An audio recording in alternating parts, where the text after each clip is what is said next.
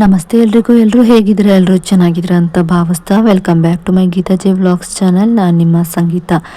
ಈ ಒಂದು ವಿಡಿಯೋದಲ್ಲಿ ವಾರಾಹಿ ತಾಯಿಯ ಅತ್ಯಂತ ಶಕ್ತಿಶಾಲಿ ಮಂತ್ರದಿಂದ ನಮ್ಮ ಜೀವನದಲ್ಲಿರುವಂಥ ಹಣಕಾಸಿನ ತೊಂದರೆಗಳು ಕೂಡ ದೂರ ಆಗುತ್ತೆ ಅಂತಲೇ ಹೇಳ್ಬಹುದು. ಹಾಗೆ ನಾವು ಇಚ್ಛಿಸಿದಂತಹ ಏನು ಒಂದು ಬೇಡಿಕೆಗಳಿರುತ್ತೆ ಅದು ಕೂಡ ಈಡೇರುತ್ತೆ ಅಂತಲೇ ಹೇಳ್ಬಹುದು.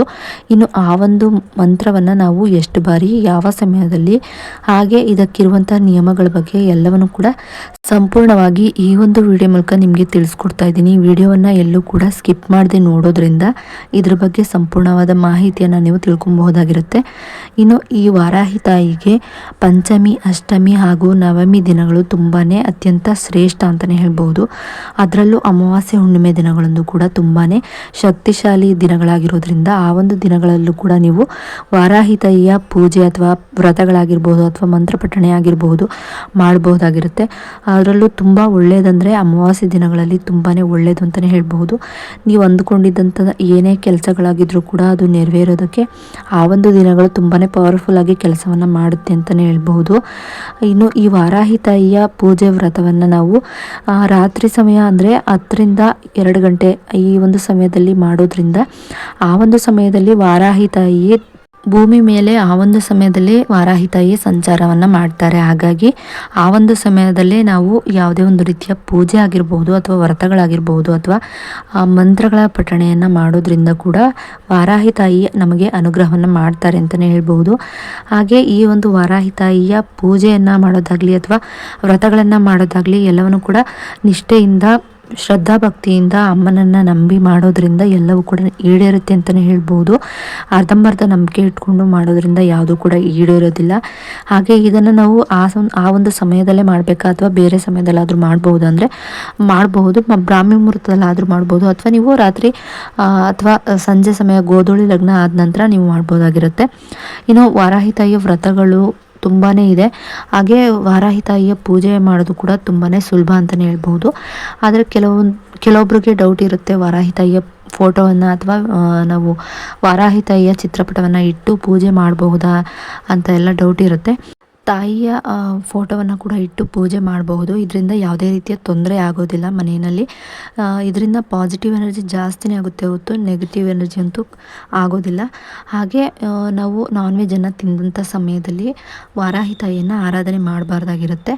ಹಾಗೆ ನಮಗೆ ಫೋಟೋ ತಂದು ಇಟ್ಕೊಳ್ಳೋಕ್ಕಾಗೋದಿಲ್ಲ ಅನ್ನೋರು ಅದಕ್ಕೆ ಅಂತಲೇ ಸಪ್ರೇಟಾಗಿ ಒಂದು ಮಣ್ಣಿನ ಹಣತೆ ಅಂದರೆ ದೀಪವನ್ನು ತಂದಿಟ್ಕೊಂಡು ಅದರಲ್ಲಿ ನೀವು ಎಳ್ಳೆಣ್ಣೆ ಅಥವಾ ಸಾಸಿವೆ ಎಣ್ಣೆಯನ್ನು ಹಾಕಿ ಅದರಲ್ಲಿ ಒಂದು ಬಿಳಿ ಸಾಸಿವೆಯನ್ನು ಒಂದು ಚಿಟಿಕೆಯಷ್ಟು ಹಾಕಿ ದೀಪಾರಾಧನೆ ಮಾಡೋದ್ರಿಂದ ನಮ್ಮ ಜೀವನದಲ್ಲಿರುವಂಥ ಆರ್ಥಿಕ ಸಮಸ್ಯೆಗಳು ಕೂಡ ದೂರ ಆಗುತ್ತೆ. ಯಾವುದೇ ರೀತಿಯ ಸಂಕಷ್ಟಗಳನ್ನ ಎದುರಿಸ್ತಿದ್ರು ಕೂಡ ಆ ಒಂದು ಕಷ್ಟಗಳೆಲ್ಲ, ಸಮಸ್ಯೆಗಳೆಲ್ಲ ದೂರ ಆಗುತ್ತೆ ಅಂತಲೇ ಹೇಳ್ಬೋದು.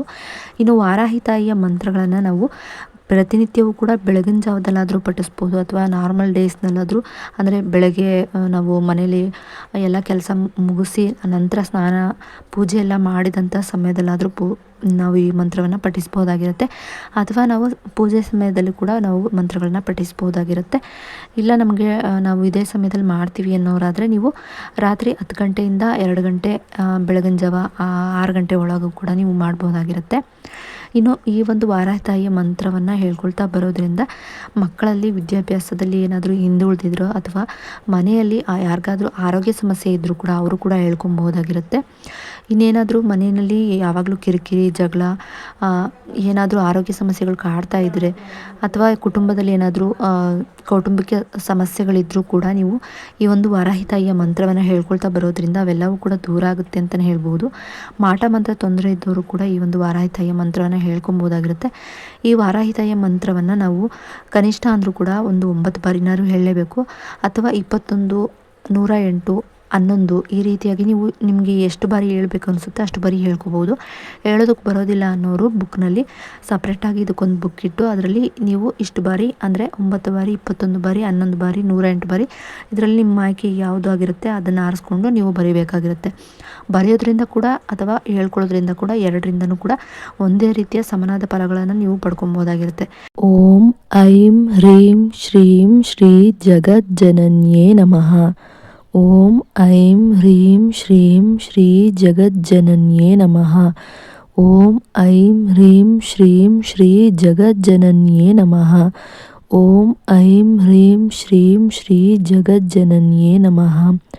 ಓಂ ಐಂ ಹ್ರೀಂ ಶ್ರೀಂ ಶ್ರೀ ಜಗಜ್ಜನನ್ಯೇ ನಮಃ. ಓಂ ಐಂ ಹ್ರೀಂ ಶ್ರೀಂ ಶ್ರೀ ಜಗಜ್ಜನನ್ಯೇ ನಮಃ. ನಿಮ್ಮ ಜೀವನದಲ್ಲಿರುವಂಥ ಯಾವುದೇ ರೀತಿಯ ಸಮಸ್ಯೆಗಳಿಗಾದರೂ ಕೂಡ ಈ ಒಂದು ಮಂತ್ರ ಪರಿಹಾರವನ್ನು ನೀಡುತ್ತೆ ಅಂತಲೇ ಹೇಳ್ಬೋದು. ಈ ಒಂದು ಮಂತ್ರವನ್ನು ತಪ್ಪದೇ ಪಠಿಸ್ತಾ ಬನ್ನಿ. ನಿಮ್ಮ ಜೀವನದಲ್ಲಿ ನೀವೇ ಬದಲಾವಣೆ ಆಗೋದನ್ನು ನೀವೇ ನೋಡ್ತೀರಾ ಅಂತ ಹೇಳ್ಬೋದು. ಭಕ್ತಿ ಹಾಗೂ ಶ್ರದ್ಧೆಯಿಂದ ಪಠಿಸಿ ಅಂತಲೇ ಹೇಳ್ತಾ, ಹಾಗೆ ಮುಟ್ಟಾದಂಥ ಸಮಯದಲ್ಲಿ ಹೆಣ್ಮಕ್ಳು ಪಠಿಸಬೇಡಿ ಅಂತ ಹೇಳ್ತಾ, ಈ ಒಂದು ವಿಡಿಯೋ ಇಷ್ಟ ಆದರೆ ಲೈಕ್ ಮಾಡಿ, ಶೇರ್ ಮಾಡಿ, ಕಮೆಂಟ್ ಕೂಡ ಮಾಡಿ. ಇನ್ನಷ್ಟು ಇಂತಹ ಮಾಹಿತಿಗಳನ್ನು ನೀವು ತಿಳ್ಕೊಬೇಕು ಅನ್ನೋದಾದರೆ ನನ್ನ ಗೀತಾ ಜೆ ವ್ಲಾಗ್ಸ್ ಚಾನಲ್ನ ಸಬ್ಸ್ಕ್ರೈಬ್ ಮಾಡ್ಕೊಂಡು ವಿಡಿಯೋ ನೋಡಿದ್ದಕ್ಕಾಗಿ ಥ್ಯಾಂಕ್ ಯು ಫಾರ್ ವಾಚಿಂಗ್.